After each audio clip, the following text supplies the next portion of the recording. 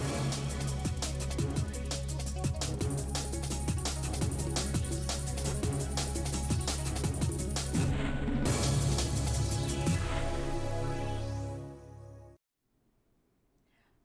आप देख रहे हैं अपना उत्तराखंड और मैं हूं आपके साथ मनीषा पाटीदार। बुलेटिन की शुरुआत करेंगे। देहरादून में बीजेपी मुख्यालय पर बीजेपी के प्रदेश पदाधिकारियों की बड़ी बैठक हुई, जिसमें मुख्यमंत्री, सांसद, विधायक समेत पार्टी के सभी वरिष्ठ पदाधिकारी मौजूद रहे। बीजेपी के मुख्यालय में हुई इस बैठक में पार्टी के अपने आगामी कार्यक्रमों को लेकर चर्चा की गई। इसके अलावा सियासी गलियारों में दायित्वों को लेकर चर्चाएं भी जोरों पर है। आपको बता दें कि बीजेपी की इस बैठक में कुछ वरिष्ठ कार्यकर्ता दायित्वों को लेकर भी चर्चा हुई। आपको बता दें कि राष्ट्रपति चुनाव के बाद उत्तराखंड में दायित्व का बंटवारा भी हो सकता है।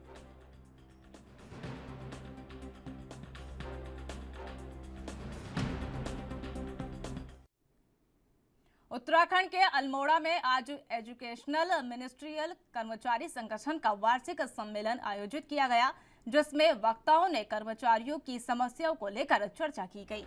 पुरानी पेंशन बहाली समेत वेतन और प्रमोशन की नीति को लेकर सरकार से मांग की गई है और कर्मचारियों के समस्याओं के निस्तारण की भी मांग की गई है।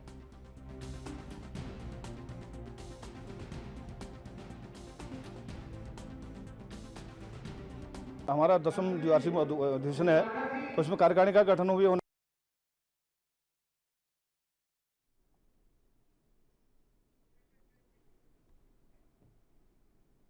उत्तराखंड के देहरादून में 14 जुलाई को शुरू होने वाली कांवड़ यात्रा के लिए हरिद्वार पहुंचने वाले कांवड़ियों पर नजर रखने के उद्देश्य से उत्तराखंड सरकार ने राज्य में प्रवेश करने से पहले तीर्थ यात्रियों के लिए ऑनलाइन रजिस्ट्रेशन करवाना अनिवार्य कर दिया है। आपको बता दें कि राज्य पुलिस मुख्यालय ने बताया कि 4 धाम यात्रा की तर्ज पर यह रजिस्ट्रेशन का कदम उठाया गया है। हालांकि अपना रजिस्ट्रेशन न करवाने वालों पर फिलहाल कोई कानूनी कार्रवाई नहीं होगी, लेकिन यह रजिस्ट्रेशन कांवड़ियों के लिए एक परेशानी मुक्त प्रवास सुनिश्चित कराने में महत्वपूर्ण कदम निभाएगा।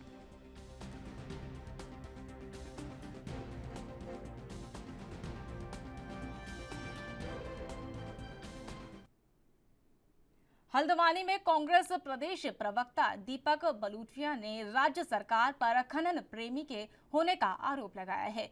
लालकुआ के देवरामपुर क्षेत्र में एलिफेंट कॉरिडोर के खनन पर परमिशन दिए जाने के सवाल उठाते हुए दीपक बलूचिया ने कहा कि इस सरकार को बेरोजगारी, महंगाई नहीं दिखाई देती है, बल्कि सरकार का ध्यान केवल खनन में होता है, जिसका ताजा उदाहरण एलिफेंट कॉरिडोर में खनन की परमिशन देना है। इसके लिए नियम और मानकों को उन्होंने ताक पर रख दिया है। उन्होंने आगे कहा कि अगर सरकार ने प्रतिबंधित क्षेत्र में खनन करने का काम बंद नहीं किया तो कांग्रेस हाईकोर्ट जाने के लिए बाध्य होगी।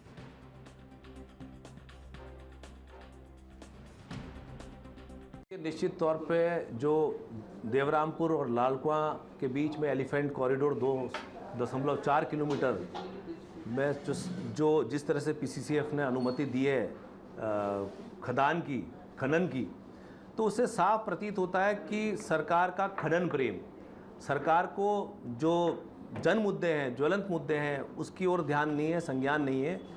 जो कि नियम विरुद्ध काम है, क्योंकि उनको आरबीएम दिख रहा है, उनको रेता दिख रहा है, उनको बजरी दिख रहा है, उनको उत्तराखंड के बेरोजगारों की आवाज़ नहीं सुनाई दे रही, उनको महंगाई की गूंज नहीं सुनाई दे रही कि लोग त्राहिमाम हो चुके हैं, उनको पलायन नहीं दिख रहा, उनको कोई इससे मतलब नहीं है। इससे साफ प्रतीत होता है जिस तरह से इन्होंने खनन के लिए आज अनुमति दी, वो निश्चित तौर पे ना ही इन्होंने मिनिस्ट्री ऑफ आपका environment, forest and climate change से अनुमति ली, ना ही वाइल्ड लाइफ बोर्ड से इन्होंने कोई अनुमति ली। और इसके अलावा ये जबकि ICUN अंतर्राष्ट्रीय प्राकृतिक संरक्षक संघ द्वारा इसको एलिफेंट्स को विलुप्त प्रजाति की श्रेणी में रखा गया है, और लेकिन सरकार जानबूझकर भी आज एलिफेंट जो हमारे हाथी हैं उनको वैसे ही विलुप्त श्रेणी में रखा गया है, उनको खतरा है और अस्तित्व को खतरा है। तो सरकार बजाय एलिवेटेड हाईवेज़ पर फोकस करने की जगह रास्ते अवरुद्ध करने में रुकी है, जिससे कि वन्य जीवन और मानव संघर्ष बढ़ेगा और प्राकृतिक व्यवस्था के लिए बहुत हानिकारक है। और सिर्फ इससे सरकार का खनन प्रेम उजागर होता है और निश्चित तौर पे हम इसको उचित फोरम में कांग्रेस रखेगी, उठाएगी। बावजूद इसके, क्योंकि अंधी बहरी सरकार है, नहीं सुनती है, तो हमारे पास हम माननीय उच्च न्यायालय की शरण में जाएंगे PIL के माध्यम से, और जो गलत तरीके से इस तरह के आदेश किए जा रहे हैं, अनुमति दी जा रही है, इस पर रोक लगाने का काम करेंगे। क्योंकि पूर्व में भी नंदौर में भी इसी तरह से माननीय उच्च न्यायालय द्वारा रोक लगाई गई थी सरकार द्वारा। उत्तराखंड के हल्द्वानी शहर में बीते दिनों हुई बरसात के शहर में पानी भर गया है। आपको बता दें कि नहर और नाले ओवरफ्लो होने लगे हैं और ड्रेनेज सिस्टम फेल हो गया है। लिहाजा कांग्रेस विधायक सुमित रदियेश ने नगर निगम पर गंभीर आरोप लगाए हैं। विधायक सुमित रदियेश ने कहा कि नगर निगम हर साल लाखों रुपए का बजट नालों की और नहरों की सफाई के लिए खर्च करता है, लेकिन वह सफाई कहां होती है आज तक किसी को नहीं पता और ड्रेनेज सिस्टम भी आज तक कागजों में ही चल रहा है। यही वजह है कि शहर में ऐसे हालात हो गए हैं। HPCL कंपनी ने सड़कों को पूरी तरह से खो दिया है। अब थोड़ी सी बरसात भी होती है तो यह हालत बेहाल हो जाते हैं। देखिए नगर निगम लगातार नालों के ऊपर खर्चा दिखाता है, लाख रुपए का, 85 लाख रुपए का प्रति वर्ष। आज तक आपने नाले साफ होते हुए शहर में देखे हैं? मैंने अपने आंखों से नहीं देखे। ये केवल खाऊं और खिलाऊं नगर निगम की जो पॉलिसी है, जिससे पूरे शहर की जो अव्यवस्थाएं हैं, सारी सड़कें यहाँ पे खुदी पड़ी हैं। HPCL हो, वो नगर निगम को एक अमाउंट देता है, एक परसेंटेज देता है रोड बनाने का कि मॉनिटरिंग हो, लेकिन आप देख लीजिए सड़कें जो खुदी हैं महीनों तक उनकी बदहाली है। तो नाले हो, पद नाले हो, सफाई हो, व्यवस्था हो, नगर निगम शून्य पे। चंपावत जिला प्रशासन ने पहाड़ों में लगातार हो रही बरसात के चलते नदियों के बाढ़े में जल स्तर के दृष्टिकोण में रखते हुए उन्होंने तराई क्षेत्र में नदी तट के इलाकों में अलर्ट घोषित कर दिया है, जिसके चलते टनकपुर शारदा घाट, जो कि पूर्णागिरि तीर्थ आने वाले श्रद्धालुओं के लिए अति प्रसिद्ध है, जल पुलिस ने जवान अलर्ट मोड पर कर दिए हैं। आपको बता दें कि पूर्णागिरि तीर्थ स्थल में लगने वाले सरकारी मेला समाप्त हो चुका है, परंतु अभी भी बड़ी संख्या में तीर्थ यात्री श्रद्धालु पूर्णागिरि माता के दर्शन करने के लिए टनकपुर आ रहे हैं। ऐसे में तीर्थ यात्री टनकपुर शारदा घाट पर स्नान कर माता के दर्शन करने के लिए प्रयास करती है, लेकिन शारदा नदी में बड़े जल स्तर को ध्यान में रखते हुए शारदा घाट पर तैनात जल police team leader Ravindra Kumar ने जानकारी देते हुए बताया कि प्रशासन की ओर से आदेशित होने के बाद और वहां उनकी टीम लगातार शारदा घाट पर आने वाले तीर्थ यात्रियों को गहरे पानी में जाने से रोकने और संकटकालीन बचाव कार्य के लिए 24 घंटे मुस्तैद है।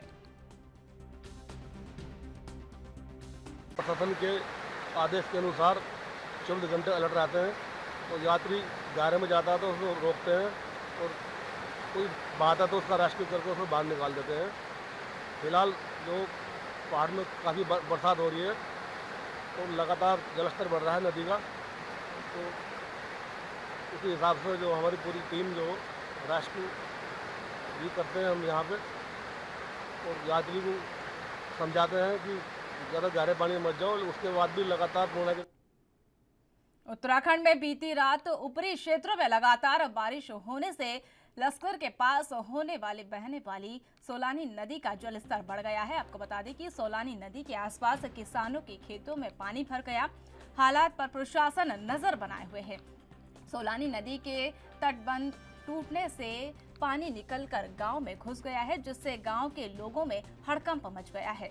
मामले की सूचना पर लक्सर SDM गोपाल राम बिनवाल ने जानकारी दी कि क्षेत्रीय लेखपाल अंजू कंपोज ने बताया कि लश्कर SDM के निर्देश पर वह JCB मशीन को लेकर मौके पर पहुंचे और JCB की मदद से सोलानी नदी के तटबंध पर बने रास्ते का तत्काल उन्होंने बंद जो था उन्हें चालू करवाया।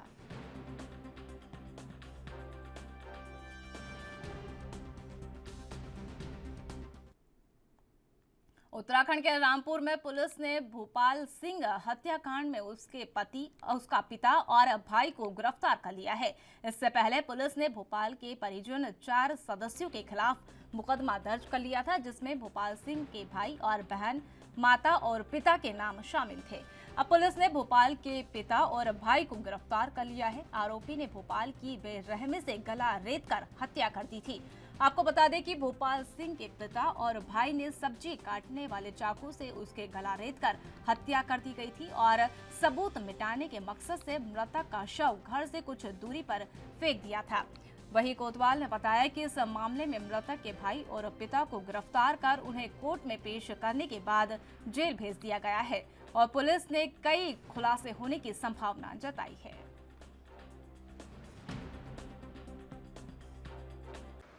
देखिए, दिनांक 13 जून को एक व्यक्ति की गर्दन पे चाकू मारकर उसकी हत्या कर दी गई थी। उसका शव हमें मोर्चरी से बरामद हुआ था। उसका पोस्टमार्टम की कार्रवाई की गई। दौरान जांच ये बात प्रकाश में है कि मतलब परिजनों से ही मृतक का झगड़ा हुआ था। इस संबंध में किसी ने थाने पर रिपोर्ट पंजीकृत नहीं कराई। हमारे द्वारा जांच के बाद इसमें एक अभियोग पंजीकृत कराया गया 302 का, और कल हमारे द्वारा 2 लोगों को इसमें गिरफ्तार किया गया है। इसमें मृतक के भाई और उसके पिता को हमारे द्वारा गिरफ्तार कर जेल भेजा गया है। उनके द्वारा युवक की हत्या की गई थी। इसमें अन्य लोग टनकपुर राजकीय औद्योगिक प्रशिक्षण संस्थान टनकपुर में आज प्रधानमंत्री नेशनल अम्प्रेस्टिक मेले का आयोजन किया गया, जिसमें सितारगंज और रुद्रपुर की 22 से अधिक विभिन्न कंपनियों ने भाग लिया। कार्यक्रम का शुभारंभ पूर्णागिरी तहसील के उप जिलाधिकारी हिमांशु ने किया। इस मेले में हाई स्कूल, इंटर, स्नातक, डिप्लोमा, बीटेक के अभ्यर्थी भी भाग ले सकते हैं। मेले में भाग लेने वाले अभ्यर्थी अपने साथी और शैक्षिक प्रमाण पत्र, रिज्यूम, पासपोर्ट साइज फोटो और आधार कार्ड अवश्य लाएं। मेले से पूर्व अभ्यर्थियों का पंजीकरण संस्थान भी किया जाएगा। आपको बता दें कि प्रिंसिपल जगप्रीतम ने बताया कि पूरे भारत में कम से कम 200 जगहों पर मेला लगाया जाएगा। इसी क्रम में टनकपुर में भी आज मेला लगाया गया।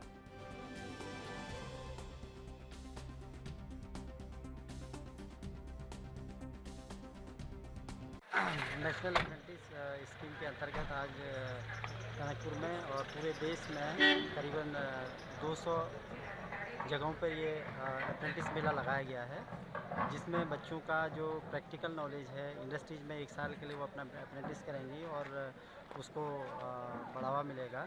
इसमें हमारी जो कंसेंट आई थी कंपनियों से, करीब कम से कम 22 कंपनियां जो सितारगंज और खटीमा की हैं, उनकी कंसेंट आई हुई थी और उनके द्वारा जो रिक्रूटमेंट किया जाना है उसकी पूरी डिटेल उन्होंने दी है। काफ़ी भारी मात्रा में उनको रिक्वायरमेंट है, तो ये बहुत ही हम यहाँ के प्रशिक्षार्थियों के लिए लाभदायक और उपयोगी होगा, जिसमें हमारे काफ़ी अधिक से अधिक बच्चे चयनित होंगे और उसमें बच्चों को एनटीसी प्रमाण पत्र भारत सरकार की तरफ से दिया जाता है। साथ ही साथ उसमें उनको मानदेय और भी उसमें व्यवस्थाएं होती हैं, तो प्रशिक्षार्थियों को काफ़ी जिससे उत्तराखंड के रामनगर क्षेत्र में हो रही बिजली कटौती के विरोध में कांग्रेस कार्यकर्ताओं ने ऊर्जा निगम के कार्यालय में प्रदर्शन किया। वहीं साथ ही प्रदेश सरकार और स्थानीय विधायक के खिलाफ जमकर नारेबाजी की। साथ ही उन्होंने क्षेत्र में लगातार हो रही बिजली कटौती को बंद करने की मांग की। मांग पूरी नहीं होने पर प्रदेश भर में उग्र आंदोलन करने की चेतावनी दी है।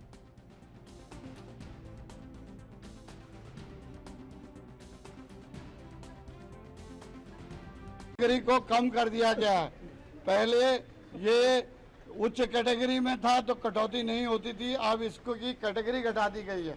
तो ये एबुज नगरी बेबुज राजा, टकासेर भाजी टकासेर खाजा वाली कहावत इस राज्य में हो रही है।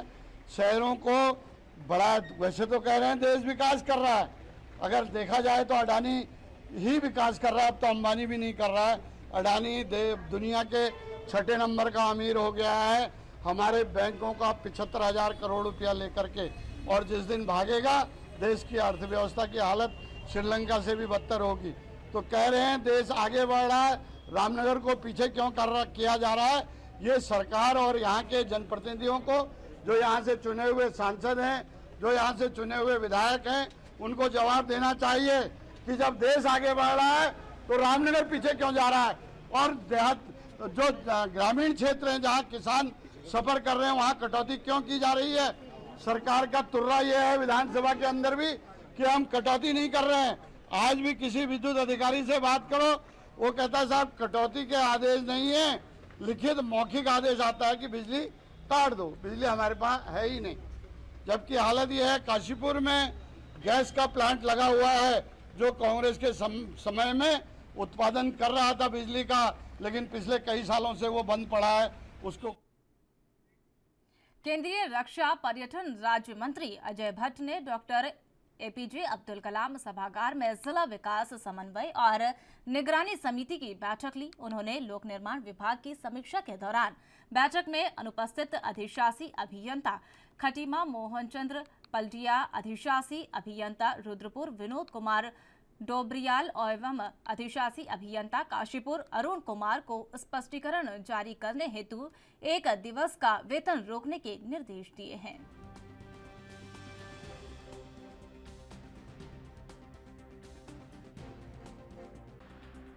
की बैठक हम रूटीन में करते हैं। इस बार चुनाव की वजह से थोड़ा सा इसमें विलम्ब हुआ, इसलिए जितनी भी केंद्रीय स्कीम्स हैं उनकी समीक्षा हम लोगों ने आज की है।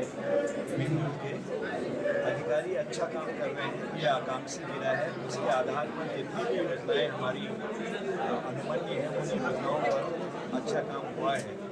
साथ में जो हमारा 75 साल आज़ादी के पूरे हो रहे हैं, अमृत महोत्सव हम मना रहे हैं, तो अमृत सरोवर 75 हम हर जिले पर बना रहे हैं। उसमें भी बहुत अच्छी यहाँ पर प्रोग्रेस हुई है और प्रधानमंत्री ने जितनी भी योजनाएं यहाँ पर चलाई हैं देश के लिए चलाई है, और जो केंद्रीय योजनाएं हैं कई उनकी समीक्षा में भी जिले ने अच्छा। दिनेशपुर के शहीद खुदीराम बोस स्टेडियम में आयोजित सुधांशु मंडल मेमोरियल अंतर्राष्ट्रीय फुटबॉल प्रतियोगिता यानी दिनेशपुर कप पर कॉर्बेट एफसी रामनगर में कब्जा जमा कर लिया है। Final match Lakhanpur FC Kotdwar और कॉर्बेट एफसी रामनगर के बीच हुआ। इसके बीच कॉर्बेट एफसी रामनगर ने 5 गोल जीतकर मैच के मुख्य अतिथि पूर्व खेल मंत्री और गदरपुर क्षेत्र के विधायक अरविंद पांडे, विधायक शिव अरोड़ा और दिनेशपुर नगर पंचायत के चेयरमैन सीमा सरकार रहे। मैच के दौरान लगभग 20,000 दर्शक स्टेडियम में मौजूद रहे, जिन्होंने मैच का भरपूर आनंद उठाया और खिलाड़ियों का जोश बढ़ाया। वहीं जीत के बाद विजेता टीम को ट्रॉफी देकर 21,000 रुपए का चेक दिया गया।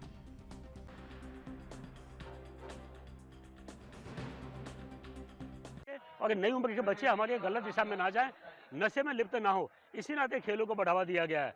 और वही वजह है कि आज यहाँ इंडोर स्टेडियम, आउटडोर स्टेडियम और ऑडिटोरियम का निर्माण हम करने जा रहे हैं, ताकि अपने बच्चों को हम दिशाहीन होने से बचा सकें, नशे में लिप्त होने से हम बचा सकें। है लेकिन आज अगर हम मैदान में देख रहे हैं जिस प्रकार युवा उत्साह से आया, खेल के प्रति उसकी रुचि है, तो निश्चित रूप से खेल एक ऐसा माध्यम है जो युवाओं को सारी बुराइयों से दूर कर सकता है, और जो नशा स्पेशली चल रहा है, ड्रग्स चल रही है, उससे दूर करने में खेल का बहुत बड़ा योगदान हो सकता है। ये एक लड़ाई है अच्छाई और बुराई की, हमेशा चलती रहती है, संस्कारों की और बुराइयों की। First of all committee sir बहुत बढ़िया थी, thank you all the crowd support sir. जो भी ये ग्राउंड अरेंजमेंट था, शायद उत्तराखंड में फर्स्ट बार हो रहा होगा। उत्तराखंड में जो भी लाइटिंग थी ये सब थी, शायद उत्तराखंड में फर्स्ट टूर्नामेंट होगा जहाँ नाइट में मैच हो रहे होंगे, और जो सारी फैसिलिटी थी, वाटर्स, ग्लूकोज, एवरीथिंग सर बहुत अच्छा था। और सर बाकी सर पूरी टीम को बहुत अच्छा लगा है जीतने के बाद, और सर थैंक यू। गेम है, कोई नहीं, हार जीत चले रहती है, गेम है। जो हारा है उनने भी कुछ सीखा होगा, हम लोग अभी जीते हैं शायद खुश हो रहे होंगे, लेकिन वो हमसे ज़्यादा सीखे होंगे। वो लोग हार रखे, वो लोग अपनी गलतियों को महसूस करेंगे, जो भी उनने गलतियाँ करी है। हम लोग जीते तो हम लोग खुश है, लेकिन हम लोग भी ट्राई करेंगे और अच्छा खेलते रहे। Thank you.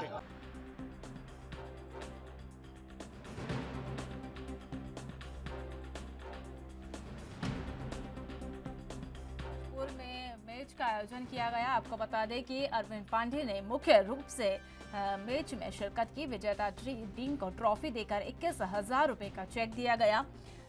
दिनेशपुर कप पर कॉर्बेट एफसी रामनगर का कब्जा, मतलब रामनगर की टीम जीती है। मैच में अरविंद पांडे और शिव अरोड़ा ने शिरकत की। आपको बता दें कि दिनेशपुर में एक खेल का आयोजन किया गया। दिनेशपुर कप पर कॉर्बेट एफसी रामनगर ने कब्जा कर लिया है। Final match Lakhanpur FC Kotdwar और कॉर्बेट एफसी रामनगर के बीच हुआ। इससे कॉर्बेट एफसी रामनगर में 5 गोल कर जीत अपने नाम दर्ज की।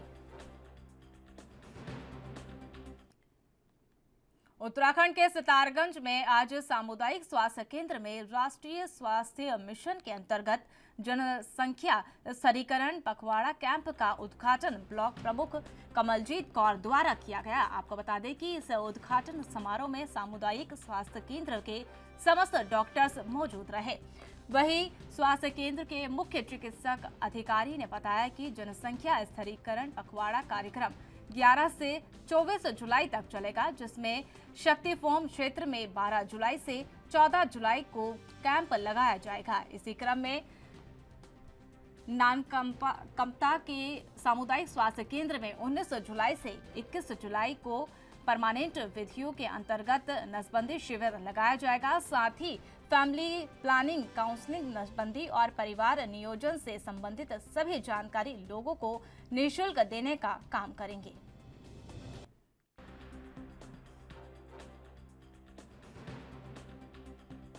पखवाड़ा जो यहाँ पे शुरू हो रहा है 11 जुलाई से 24 जुलाई तक, तो यहाँ पे शक्ति फार्म ये कैंप लगेगा और एक नाना मत्ता भी कैंप लगेगा। तो यहाँ पे जनसंख्या स्थिरीकरण के जो लोगों को फायदे हैं कि जनसंख्या इतनी बढ़ती जा रही है, उसको रोकने के लिए डॉक्टर साहब ने बहुत सारी जानकारी दी है। तो जो आम लोग हैं वो यहाँ पे पहुँच भी रहे हैं, 40 के करीब यहाँ पे लोग पहुँच चुके हैं। तो आगे भी उम्मीद कर रहे हैं कि ज़्यादा से ज़्यादा लोग इस मिशन से जुड़ें और जनसंख्या स्थिरीकरण में अपना सहयोग दें। बड़ा सौभाग्य है कि हमारे क्षेत्र की ये ब्लॉक प्रमुख मैडम के द्वारा जनसंख्या स्थिरीकरण पखवाड़े का उद्घाटन किया गया, जो कि 11 जुलाई से 24 जुलाई तक चलेगा, जिसमें कि हम शक्ति फार्म क्षेत्र में 12 तारीख और 14 तारीख को 2 दिनों को हम नसबंदी शिविर रखेंगे। इसी प्रकार से जो नानक मत्ता का अस्पताल है, तो नानक मत्ता के अस्पताल में भी 19 तारीख को और 21 तारीख को जो हमारी परमानेंट विधियों के अंतर्गत नसबंदी शिविर है, तो उन शिविरों का आयोजन किया जाएगा। साथ ही साथ इस क्षेत्र की जनता को जो अस्थायी विधियाँ हैं, तो अस्थायी विधियों का भी लाभ दिया जाएगा। और हमारे जो फैमिली प्लानिंग काउंसलर हैं, तो वो उनके परिवार नियोजन के संबंध में कोई भी जानकारी चाहिए तो वो परामर्श देंगे। साथ ही साथ अगर इससे संबंधित कोई जांच इत्यादि की आवश्यकता पड़ेगी तो वो भी हमारे डॉक्टर साहब के माध्यम से निःशुल्क परामर्श भी मिलेगा और जांच की सुविधा भी रहेगी। तो इस प्रकार से मैं आह्वान करूँगा क्षेत्र की जनता से कि इस पखवाड़े का अधिक से अधिक लाभ उठाएँ और परिवार नियोजन की जो विधियाँ हैं वो अपनाएँ और स्वस्थ जीवन शैली का आचरण करें, ताकि अधिक से। उत्तराखंड के पौड़ी क्षेत्र में जिलाधिकारी डॉक्टर विजय कुमार जोगदंडे ने जनपद में शहर के सड़क के किनारे खड़े पुराने वाहनों पर कार्रवाई करने के निर्देश दिए हैं। जिलाधिकारी डॉक्टर विजय कुमार जोगदंडे ने कहा कि जनपद से संबंधित नगरपालिका, नगर निगम और पीडब्ल्यूडी विभाग अपने अपने क्षेत्र के अंतर्गत कार्रवाई करते हुए सड़क किनारे खड़े पुराने वाहनों को सुरक्षित स्थानों पर शिफ्ट कराने का काम करेंगे। यदि किसी विभाग से लापरवाही बरती जाती है तो उस विभाग पर का उत्तरदायित्व सुनिश्चित किया जाएगा। ऐसा समस्त स्थान जहां पर पुराने वाहन खड़े हैं, पीडब्ल्यूडी और नगर निगम नगर पालिकाएं अपने अपने क्षेत्रांतर्गत इन सभी वाहनों के खिलाफ कार्रवाई करेंगे और उनको सुरक्षित स्थान पर शिफ्ट करने का कार्रवाई करेंगे। अगर ऐसा करने में कोई लापरवाही किसी विभाग द्वारा की जाएगी, संबंधित विभाग का उत्तरदायित्व सुनिश्चित किया जाएगा। सर, वहाँ पे 2 जेसीबी है, लगातार पिछले 5-6 महीने से वहीं पे खड़ी है, तो कहीं ना कहीं वहाँ पे दुर्घटना करनी होती है। मोड़ों पे खड़ी है, जो प्रेमनगर से पहले ही है।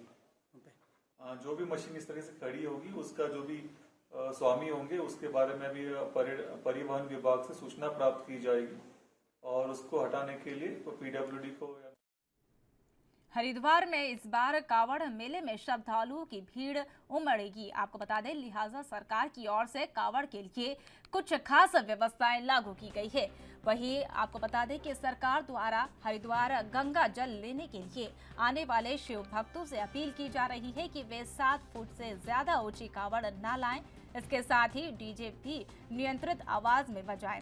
वहीं इसी कड़ी में डीजीपी अशोक कुमार ने बताया कि कावड़ियों की सुरक्षा के लिए सभी तैयारियां की जा चुकी है। कावड़ यात्री भी शांतिपूर्ण ढंग से हरिद्वार से गंगाजल भरकर लेकर जाए। कावड़ की ऊंचाई और डीजे को लेकर जो निर्देश दिए गए हैं, कावड़ यात्री भी उसका पालन करें। अभी भी व्यवस्था यही की है कि 7 फुट से लंबी कांवड़ न रखी जाए, और बाकी में भी हमारा ओवरऑल प्रयास है कि ऐसा हम काम करें औरों को असुविधा न हो। सब कुछ भी करते हैं तो नियंत्रित ढंग से करें। डीजे को लेकर किस तरह का कोई प्रॉब्लम है? कोई अभी यही प्रयास होगा कि वो नियंत्रित ढंग से उसको करें। अगर कोई नहीं करते तो फिर हमें बड़ा अपनो उत्तराखंड में फिलहाल इतना ही। देश और दुनिया की तमाम अपडेट्स के लिए बने रहिए हमारे साथ। नमस्कार।